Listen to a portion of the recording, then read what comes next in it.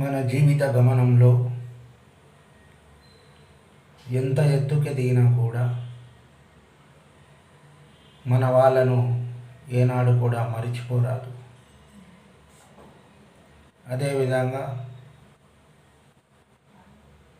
మనం చిన్నగా ఉన్నప్పటి నుంచి కూడా మన యొక్క తల్లిదండ్రులు మన కోసం ఎంతో కష్టపడతారు. వాళ్ళ యొక్క కష్టాన్ని ఏనాడు కూడా మనం మరిచిపోరాదు. ఆ తర్వాత తల్లిదండ్రుల తర్వాత మీకు మంచి భవిష్యత్తునిచ్చి మీరు మంచి వాళ్ళుగా కావడానికి కారకులైనటువంటి మీ యొక్క ఉపాధ్యాయులను ఏనాడు జీవితంలో మర్చిపోరాదు. అంటే కొంతమంది ఉంటుంటారు, ఒక మంచి ఉద్యోగం వచ్చిన తర్వాత,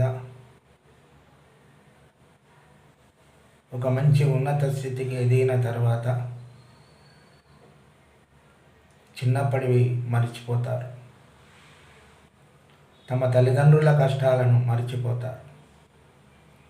అంటే నేనే అన్నీ సాధించి తీరాను, మరి ఎవరు కూడా నాకు సహాయం చేయలేదు, నేనొక్కడినే అన్నిట్లో విజయాలను సాధించాను అనుకుంటాడు మనిషి. మరియు అంతకుముందు నీ కొరకు కష్టపడిన నీ తల్లిదండ్రులు కానీ, నీకు మంచి భవిష్యత్తునిచ్చినటువంటి ఉపాధ్యాయులు అంటే గురువులు కానీ మరియు ఈనాడు మర్చిపోతున్నారు విద్యార్థులు. అంటే వాళ్ళ లోపల ఒక సంస్కారం అనేటటువంటిది తగ్గిపోతుంది. ఈరోజు పాఠశాల విడిచిపెట్టినట్టయితే ఇంకా ఈ ఉపాధ్యాయులు ఏంది, ఈ పాఠశాల ఏంది, మేము కొత్తగా వెళ్తున్నాం అనేటటువంటి అహంకారం అనేటటువంటిది వస్తుంది. అదేవిధంగా రేపు పెద్దదైన తర్వాత కూడా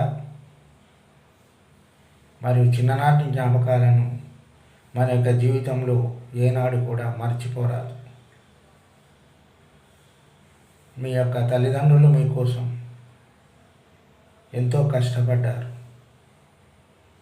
వాళ్ళు తినకుండా వాళ్ళ యొక్క జీవితాన్ని మీ కొరకు ధారపోశారు.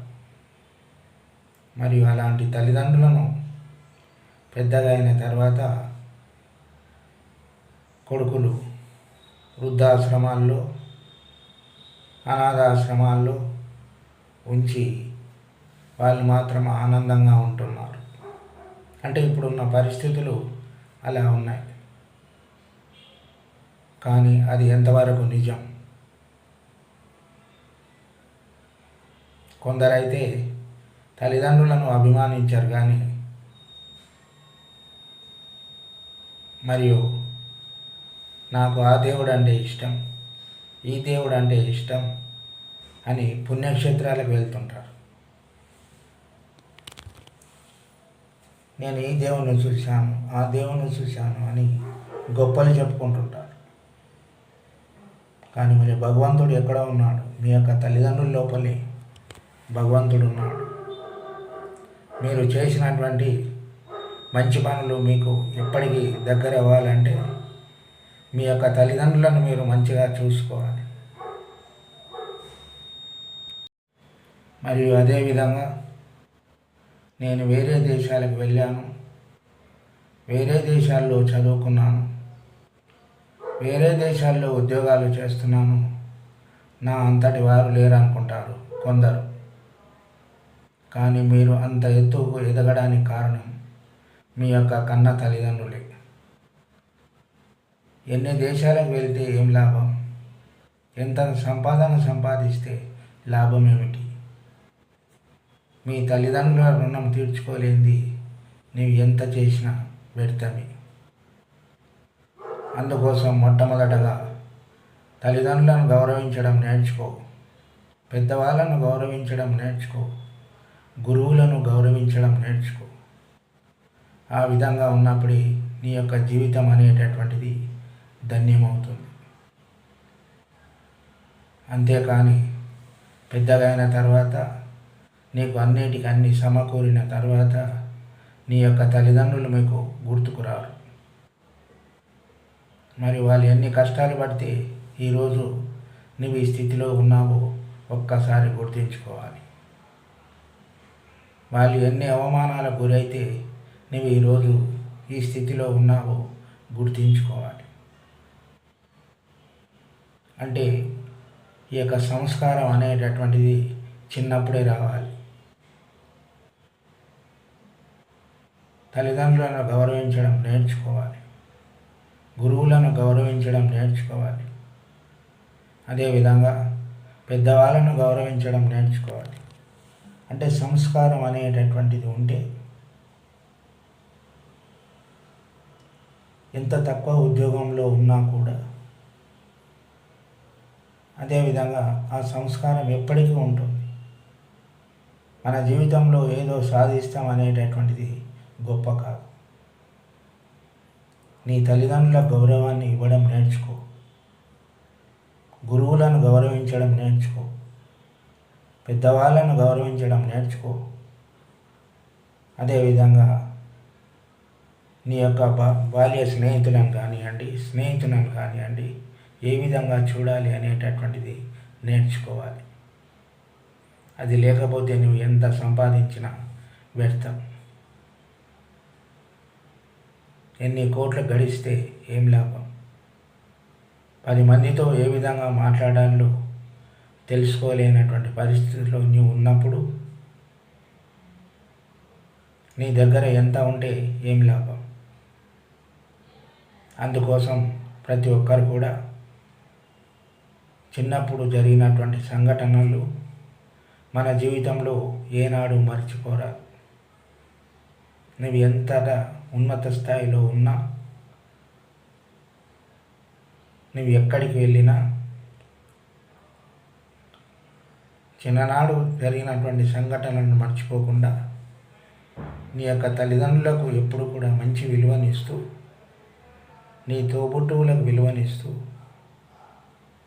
నీ జీవితాన్ని బంగారు భవిష్యత్తుగా తీర్చిదిద్దినటువంటి నీ యొక్క ఉపాధ్యాయులను ఎప్పుడూ తలుచుకోవాలి.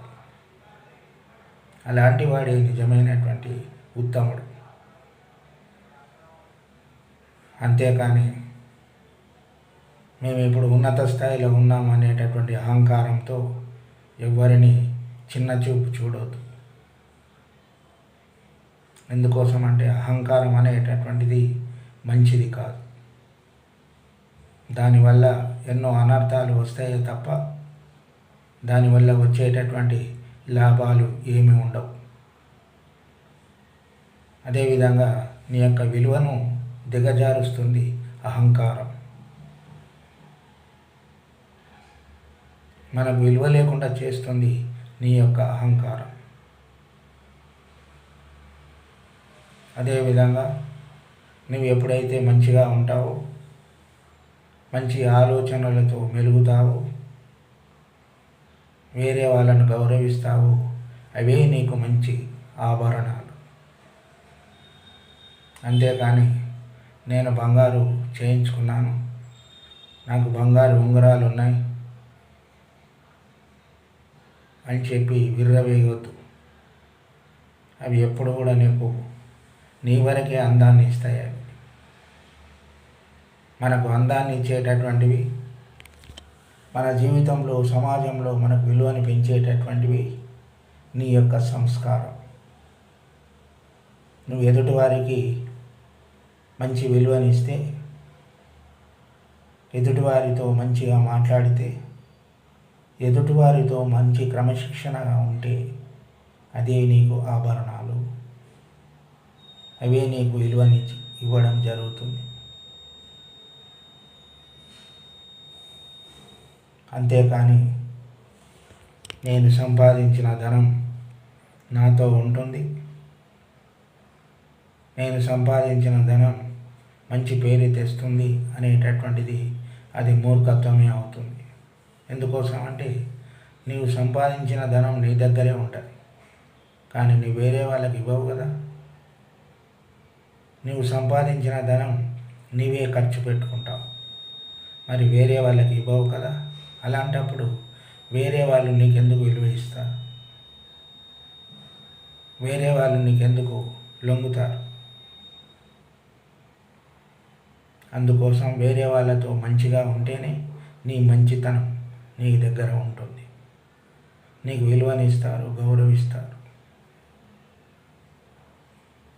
అందుకోసం మనం ఎక్కడికి వెళ్ళినా, ఎంత భవిష్యత్తులో మంచిగా ఉన్నా కూడా నీ యొక్క తల్లిదండ్రులను కానీ ఉపాధ్యాయులను కానీ నీ యొక్క జీవితంలో ఎప్పుడు మరవకు. భగవంతుడు అనేటటువంటి వాడు ఎక్కడో లేడు, మనం చేసేటటువంటి మంచి పనుల్లోనే ఆ యొక్క భగవంతుడు ఉన్నాడు. అందుకోసం ప్రతి వాళ్ళ దగ్గర కూడా మంచిగా ఉండడం నేర్చుకో, ప్రతి వాళ్ళను మంచిగా పలకరించు, అప్పుడే నీకు మంచి పేరు వస్తుంది.